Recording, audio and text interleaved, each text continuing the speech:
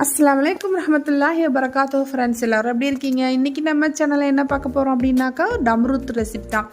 வீட்லேயே இருக்கிற பொருளை வச்சு ஈஸியாக கேஸ்ட் அடுப்புலையே எப்படி செய்யலாம் சுவையாக அப்படிங்கிறத பார்க்கலாமா? வாங்க ஃப்ரெண்ட்ஸ். நான் 1/2 கிலோ அளவுக்கு ரவா எடுத்திருக்கேன். அதை ஒரு வானலியில் போட்டு நல்லா வறுத்து எடுத்துக்கோங்க. லைட்டாக கலர் சேஞ்ச் ஆன வரலையும் வறுத்து எடுத்துகிட்டு தனியாக வச்சுருங்க.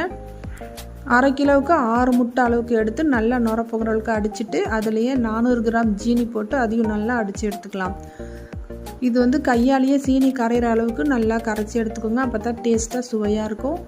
ஸோ இந்த அளவுக்கு மாவு முட்டையும் ஜீனியும் கலந்து இந்த அளவுக்கு வந்துருச்சு.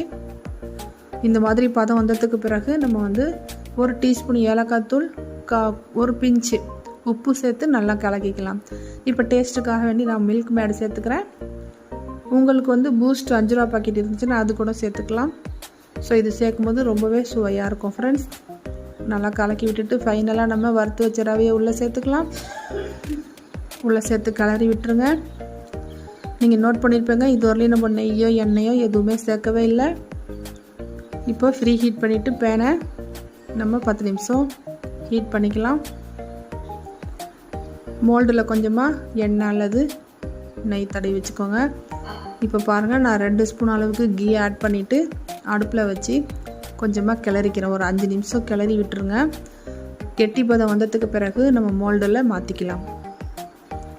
கலர் வந்து ஆப்ஷன் தான். நான் எல்லோ கலர் கொஞ்சமாக போட்டிருக்கேன். நீங்கள் ஆரஞ்சு கலர் கூட சேர்த்துக்கலாம். இப்போ 50 ml அளவுக்கு குக்கிங் ஆயில் ஊற்றிருக்கேன். ரீஃபண்ட் ஆயில் ஊற்றிட்டு முந்திரி பருப்பு போட்டுட்டு நம்ம எடுத்து வச்ச மாவை உள்ளே சேர்த்தாச்சு. மேலே கலர் வரத்துக்காக வேண்டி 2 ஸ்பூன் நெய் விட்டு லோ ஃப்ளேமில் மூடி போட்டு டம் போட்டேன் ஃப்ரெண்ட்ஸ்.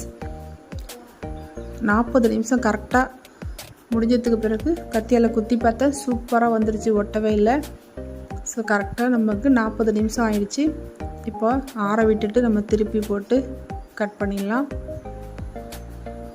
அப்படியே கவுத்து எடுத்தோன்னா லபக்குன்னு விழுந்துச்சின்னு நினைக்காதீங்க. கண்டிப்பாக அப்படி இல்லை. நான் தோசை கரண்டியால் கொஞ்சம் குத்தி விட்டு தான் எடுத்தேன். ரவாங்கிறதுனால ஒட்டிக்கிச்சு ஃப்ரெண்ட்ஸ். நீங்கள் வந்து பட்டர் ஷீட் போட்டுக்கோங்க.